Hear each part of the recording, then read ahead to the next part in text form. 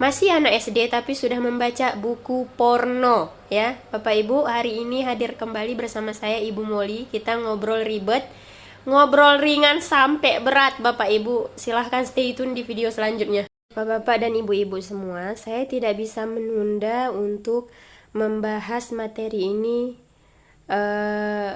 Kapan-kapan saya mau sampaikan ini secepat mungkin. Karena awalnya saya pengen buat video ini nantilah kapan-kapan ketika udah siap baru dipost ya. Tapi menurut saya ini sangat penting untuk diposting dan ini sangat urgen. Dan mungkin banyak ibu-ibu dan bapak-bapak yang belum tahu atau yang belum aware dengan handphone yang dipegang anak-anaknya gitu ya, dan apa yang anak-anaknya buka di handphonenya masing-masing gitu. Seperti biasa, saya punya sebuah forum. Beberapa waktu lalu kami duduk dan membahas hal-hal yang berkaitan dengan anak SD, SMP, SMA, dan mahasiswa gitu ya. Nah, dan yang paling gong tahu nggak ibu-ibu apa? Kadang-kadang bapak-bapak dan ibu-ibu bangga melihat anaknya membaca buku di dalam handphone gitu ya. Itu bagus, sangat bagus. Tapi kita perlu mengawasi dan melihat apa yang dibaca oleh anak-anak kita gitu ya Bapak Ibu ya. Jadi gini, jadi ternyata anak-anak SD dan semakin tinggi tingkatannya itu, buku yang dia baca itu buku porno ya. Jadi kita jangan bangga dulu anak-anak kita membaca buku di handphone. Kenapa saya bilang kayak gitu? Karena di handphone ini, di sosial media, di Google itu sudah banyak buku-buku porno yang berjudul vulgar gitu. Saya kasih contoh atau tutorial gitu ya. Saya kasih satu contoh ya Bapak Ibu. Jadi kita bisa turunin dikit, buka di handphone gitu. Di handphone ini ada Google ya. Google-nya ini diklik gitu ya. Di sini itu bisa dicari, bisa nggak sih kelihatan? Ada namanya cerpen 21 plus. Nggak jelas ya, gimana ya caranya biar dia jelas? Nanti saya capture aja ya. Cerpen 2 cerpen 21 plus gitu ya Bapak Ibu ya. Di cerpen 21 plus ini ada yang berbayar dan ada yang tidak berbayar gitu Bapak Ibu. Ternyata di cerpen 21 plus ini yang tidak berbayar pun bahasanya sangat erotis, sangat vulgar, dan sangat-sangat sangat mengerikan gitu ya. Ternyata anak-anak kita tuh udah membaca hal-hal yang kayak gitu Bapak Ibu. Nah, jadi kalau kita mikir, kita selama ini berpikiran bahwa Allah kan masih anak-anak, Allah masih anak kecil gitu ya Bapak Ibu ya. Ternyata anak-anak kecil ini yang kita anggap kecil, ilmunya, pengetahuannya sudah jauh dari apa yang kita pikirkan gitu Bapak Ibu. Dan Bapak Ibu, nggak cuma cukup di buku cerpen ini aja. Kemudian Bapak Ibu, selain buku-buku porno tadi, ada juga website-website yang di Google ini yang bisa diakses melalui situs-situs tertentu dengan gratis. Dan yang diakses itu adalah video porno ya. Salah satu contohnya kayak gini Bapak Ibu. Mereka tinggal buka aja yang namanya proxy ya. Proxy Bapak Ibu. Nah, di sini ya, proxy web gratis. Nanti bisa tuh dicari judul mau video porno tentang apa aja. Dan Bapak Ibu, ternyata anak-anak kita sudah mengakses video-video tersebut. Ada lagi teman saya ya yang dia berprofesi sebagai guru juga, dan dia dikirimi link video porno Bapak Ibu oleh teman-temannya, dan dia bertanya, "Ibu, ini link video apa, Bu?"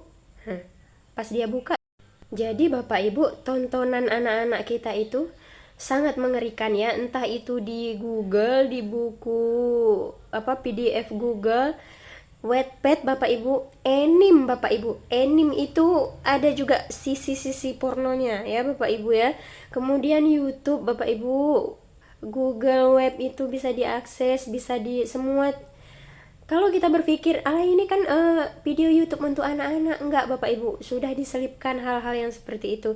Jadi kita sebagai orang tua anak-anak harus lebih aware lagi untuk memperhatikan apa yang anak-anak kita buka ya Bapak Ibu ya. Jangan sampai kita terjerumus atau lalai gitu. Nah, jadi make sense ya Bapak Ibu dengan video saya sebelumnya yang membahas kenapa anak-anak bisa pubertas sedari dini, karena apa yang dia lihat sudah lebih jauh dari apa yang kita pikirkan, Bapak Ibu. Jadi Bapak Ibu, dengan semua yang sudah terjadi ini, ya, fenomena-fenomena yang kita lihat ini, apakah kita harus melarang anak-anak kita untuk menggunakan teknologi, untuk melarang dia menggunakan TikTok, YouTube, Google, Facebook, Instagram, dan lain sebagainya? Tidak bisa Bapak Ibu. Kenapa? Karena anak-anak kita memang harus hidup berdampingan dengan teknologi.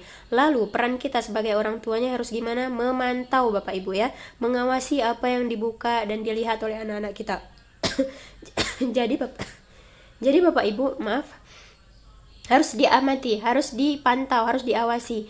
Salah satu caranya dengan bagaimana Bapak Ibu, dengan melihat apa yang dibuka oleh anak-anak kita. Kalau ada yang melenceng-melenceng, kita ingatkan Bapak Ibu, kita awasi. Ya Bapak Ibu ya, jangan dibiarkan, jangan berpikir bahwa ala masih anak-anak, dia masih kecil, masih enggak Bapak Ibu. Ya, saya juga kasih di sini nih caranya ngawasinya. Tinggal buka riwayat apa yang mereka buka Bapak Ibu. Semoga ini bisa membantu ya Bapak Ibu di dunia yang urgen ini. Bapak Ibu, saya tunjukkan salah satu cara ya untuk memantau atau mengawasi anak-anak kita apa saja yang dia buka di sosial medianya ya Bapak Ibu ya. Pertama kita ke Google dulu Bapak Ibu, ke Google. Di situ kan ada titik 3 Bapak Ibu. Nah, itu Bapak Ibu buka. Di situ setelah Bapak Ibu buka ada tulisan history, cari yang history atau riwayat Bapak Ibu. Setelah Bapak Ibu buka riwayat dan history itu tadi, muncul Bapak Ibu apa-apa aja yang anak-anak Bapak Ibu buka ya. Jadi itu adalah salah satu cara Bapak Ibu untuk memantau atau mengawasi. Masih banyak cara-cara yang lain yang Bapak Ibu harus cari ya, untuk bagaimana supaya bisa mengawasi anak dan Bapak Ibu dalam menggunakan sosial media. Saya berharap sekali anak-anak kita bisa kita awasi ya, kita ajari bagaimana cara menggunakan sosial media yang bagus dan yang bijak Bapak Ibu, itu untuk kebaikan anak-anak kita sendiri ya Bapak Ibu ya. Saya mengerti Bapak dan Ibu sudah lelah untuk bekerja, mencari uang dan mencari nafkah untuk menghidupi dan memenuhi kebutuhan sehari-hari, serta untuk mempersiapkan kebutuhan di masa depan Bapak dan Ibu. Tapi Bapak dan Ibu, kelalaian-kelalaian hari ini ya, sebab akibat hari ini akan ada dampaknya di masa depan nanti Bapak Ibu. Hari ini Bapak dan Ibu itu memang harus berlelah-lelah dulu ya, untuk mendidik anak, untuk mencari nafkah, untuk membersamai anak gitu ya, dan mempersiapkan semua hal yang diperlukan oleh kebutuhan keluarga, anak, dan lain sebagainya gitu ya Bapak Ibu. Karena kenapa? Kalau hari ini Bapak dan Ibu lalai, di masa depan nanti uang-uang yang Ibu Bapak cari hari ini akan Ibu habiskan untuk mendidik, untuk membayar hasil kelalaian ini di masa depan Bapak dan Ibu. Bapak dan Ibu, saya juga masih dalam tahap belajar. Ini adalah kenapa ini saya sampaikan, karena fenomena di lapangan ini yang saya temukan Bapak dan Ibu. Jadi saya mohon maaf jika kurang berkenan. Jika ada hal baik silakan diambil, jika ada hal buruk silakan dibuang dan jangan diingat sama sekali ya Bapak Ibu ya. Terima kasih.